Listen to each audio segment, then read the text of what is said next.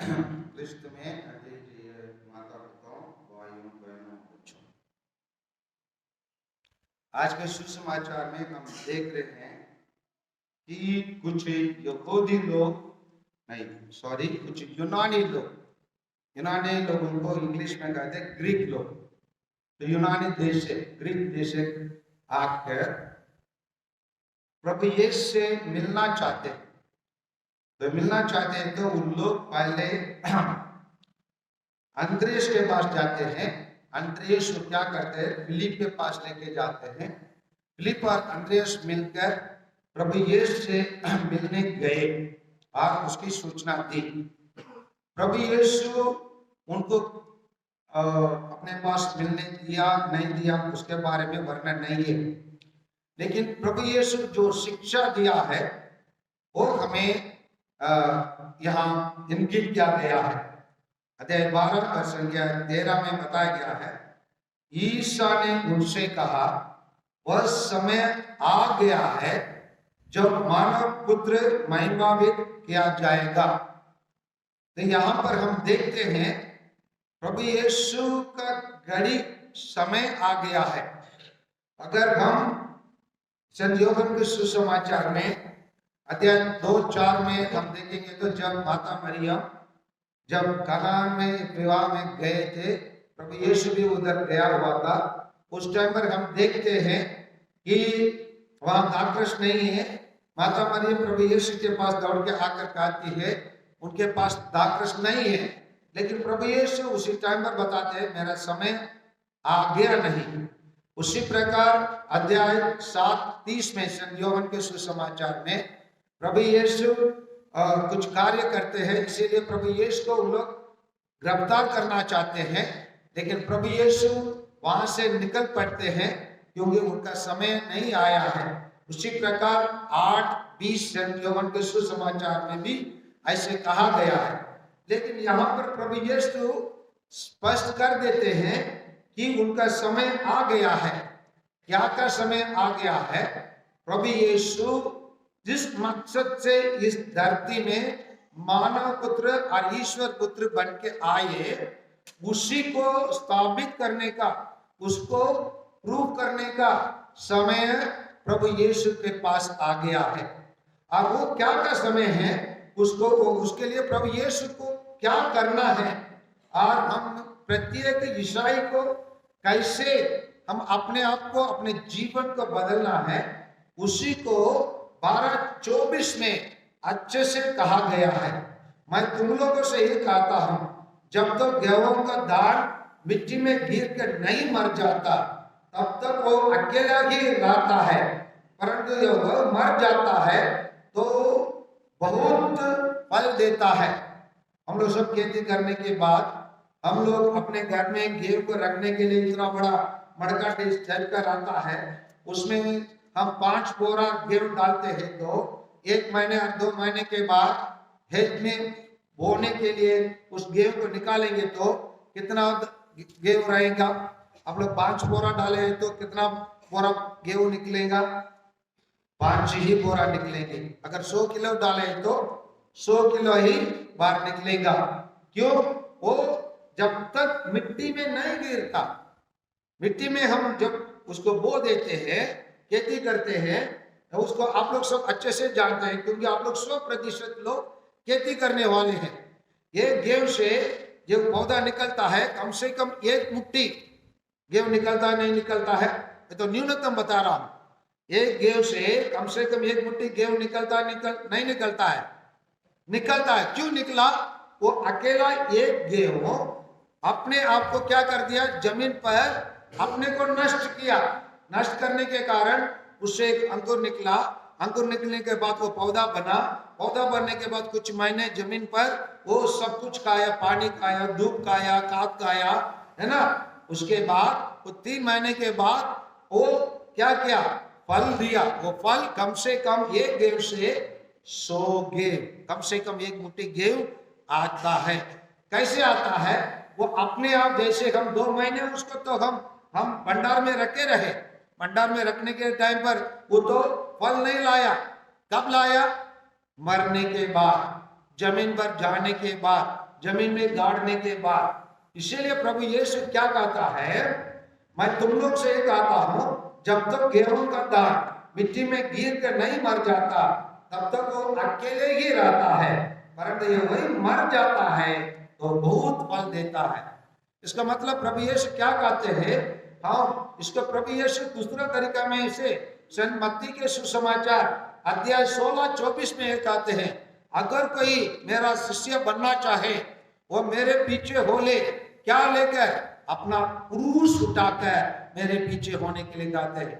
क्यों क्रूस उठाकर? वो बोल सकते थे अपने घर के सोना चांदी उठाकर, अपने गाड़ी घर के गाड़ी उठाकर, अपने बाइक उठाकर मेरे पीछे होने के लिए कह सकते थे, नहीं कह सकते थे, कह सकते थे।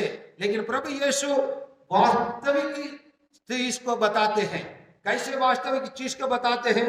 अगर हमें मोती पाना है तो मोती समुद्र के नीचे गहराई में रहता है, उसको पाना है तो हमको क्या करना पड़ेगा? डुबकी गहराई से लगाना पड़ेगा। गहराई में जाने के बाद तो हमको मोती मिलेगा। ऊपर के पानी से ही जाल डाल के निकलेंगे तो झींगा मछली निकलेगा, बस झींगा के अलावा कुछ नहीं मिलेगा। सब जानते हैं ना, ऊपर ऊपर आप मछली पकड़ेंगे तो क्या मिलेंगे? केवल चौकड़ा इतना इतना झींगा ही मिलेगा। मोती पाना है तो कहां जाना पड़ेगा? गहराई में जाना है। समझ में आ रहे ना? अब लोग ओलंपिक में बहुत सारे लोग ओलंपिक पदक जीतते हैं।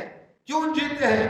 बहुत मेहनत करते हैं, जल्दी उठते हैं, उसके लिए अभ्यास के लिए जाते हैं और उसके कारण उन लोग पदक बांधना पाते हैं, है ना, सोना, है ना, मेडल्स पाते हैं, सोना, सिल्वर और ब्रॉन्ज मेडल कैसे पाते हैं? उसके लिए मेहनत करने के बाद उसको इनाम मिलता है। ऐसा थोड़ी रोड में जाने वाले को बुलाकर इधर इधर आओ, तुम पहले नंबर में आइए, इनाम दे सकते हैं। देने से वहां बैठने वाले दर्शक लोग उनको देने देते हैं। खड़े होकर धरना करेंगे नहीं करेंगे? करेंगे नहीं करेंगे? पैसा थोड़ी मांग रहा, बोलिए ना। करने देंगे? नहीं करने देंगे। किसको देने देंगे? जो दौड़ा है, जो खेला है, जो उसके लिए गोल मारा है, उसके लायक है, उसके लिए इनाम देने के लिए हम बोलेंगे यस और नो, यस नो। हाँ, इसलिए प्रभु यीशु क्या कहते हैं, अगर आप मेरा शिष्य बनना है तो, जैसे हम चुने गए ईश्वर का प्रजा है, निरे बच्चे हैं और ईश्वर के याजवर्ग है और राष्ट्र, है ना, हम देखे थे ना, देखे नहीं देखे? ऐसा नो, यस। इसलिए अगर ईश्वर के याजवर्ग है तो, निजी प्रजा है तो, चुने गए लोग हो तो, हम प्रभु मसीह के पीछे जाना है तो क्या करना है? गेहूं के समान कष्ट को झेलना है। समझ में आ रहे ना? गेहूं के समान अपने आप को नष्ट करना है। हम एक साधारण चीज, हम लोग सब खेती वाले, किसान वाले हैं, हम लोग सब दूध लेके आए, दूध लेके आकर कल सुबह दूध को बोले इससे घी निकल जाओ, निकलता है क्या? नहीं, उसको पहले दूध को क्या करना पड़ेगा? गर्म करना पड़ेगा। समझ में आ रहे ना? गर्म करने के बाद उसको दही के रूप में बदलना पड़ेगा। दही के भी ऐसे ऐसे करते ना, लकड़ी लगाकर घुमाते, घुमाते नहीं घुमाते? हाँ, घुमाते हैं ना। घुमाने के बाद उसमें लाल लाल सफेद सफेद छोटा वाला निकलता है, उसको निकालते, निकलने के बाद उसमें इतना बड़ा कल्च में लगाकर आग में लगाते, लगाने के बाद गरम करते, गरम करके निकालने के बाद घी निकलता है। जैसे ही आप गाय और भैंसी से लेके आने के बाद तुरंत घी हमारे हाथ में आ जाता है क्या? नहीं आता। उसका लंबा प्रोसीडियर होता है, लंबा प्रकरण होता है। लंबे प्रकरण के बाद, पूरा करने के बाद हम लोग घी को देख पाते हैं। यस ना? इसीलिए हम अच्छा ईसाई बन के रहना है तो हम शुक्रवार को, पवित्र शुक्रवार और चालीसा के काल में हर शुक्रवार को हम क्या करते हैं? क्रूस रास्ता करते हैं। आप क्रूस रास्ता करते हैं तो क्रूस रास्ता का जीवन बिताना है। क्रूस रास्ता का जीवन बिताएंगे तो, इसीलिए तो प्रभु यीशु कहते हैं जो अपने जीवन को प्यार करता है वो उसका सर्वनाश करता है, और जो इस संसार से अपने जीवन से बैर करता है वो उसे अनंत जीवन के लिए सुरक्षित रखता है। बैर करना मतलब, हम लोग कल 5 चीज हम लोग अय्यूब के बारे में, योग के बारे में देखे हैं। पुरुष लोग फटाफट बताइए, अय्यूब का 5 गुण मैं बताया, जल्दी से बताइए। वो क्या था? निर्दोष था, निष्कपट था, ईश्वर पर श्रद्धा रखने वाला व्यक्ति था, और बुराई से दूर और बुराई को बैर करने वाला व्यक्ति था। जो व्यक्ति बुराई को बैर करता है वो ईश्वर का प्रिय है। समझ में आ रहे ना? इसलिए बैर रखना है बुराई से। क्या क्या बुराई? दारू पीना एक बुराई, ऐसा नो। औरत लोग बोली अपने घर में होता नहीं होता है, होता है, उसको दूर करना है, नहीं करना है? करना है। अब करना है तो कैसे? बैर करने से। झूठ बोलना अच्छी बात है क्या? झूठ बोलना, झूठ बोलना चाहिए, उसको दूर कर रखना है, नहीं रखना है? दूर रखना। आलसीपन अच्छी बात है क्या? नहीं, आलसीपन को दूर करना है, नहीं करना है? करना है। पढ़ाई करना अच्छा है, नहीं है? पढ़ाई करना अच्छा है। पढ़ाई करना है, क्या करना है? कष्ट को झेलना है। इसलिए ऐसे करेंगे तो, और कोई मेरा सेवा करना चाहता है तो वो मेरा अनुसरण करे। जहां मैं हूं वहीं मेरा सेवक तो है। इसलिए प्रभु यीशु क्या बताते हैं यहाँ पर कि उनके समान क्रूस उठाना है। और प्रभु यीशु ये भी बताता है कि वहां 28 में हम पाते हैं, जो पिता ईश्वर प्रभु यीशु के बारे में ये बताते हैं। उसी समय वो स्वर्गवाणी सुनाई पड़ी, मैंने उसे प्रकट किया और उसे फिर प्रकट करेगा बोलकर महिमान्वित करने के लिए, क्रूस उठाने के लिए पिता ईश्वर कहते हैं। इसलिए 32 में कहा जाता है, मैं जब पृथ्वी के ऊपर उठाया जाऊंगा तब सब मनुष्यों को अपने आप आकर्षित करूंगा। इसलिए प्रभु यीशु सब लोगों को आकर्षित करने के लिए क्रूस पर मरना आवश्यक है। अगर हम प्रभु यीशु को अनुसरण करते हैं, अनुकूल करते हैं, प्रभु यीशु के शिष्य है, हमको क्या करना पड़ेगा? क्या करना पड़ेगा? आराम का जिंदगी जीना है ना?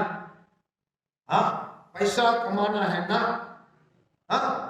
और खुशी मनाना है ना? मांदार बजाते नाचते घूमते रहना है ना? नहीं, क्या करना है? प्रभु यीशु के समान क्रूस उठाना है, कष्ट को झेलना है और उनके समान जीवन बिताना है।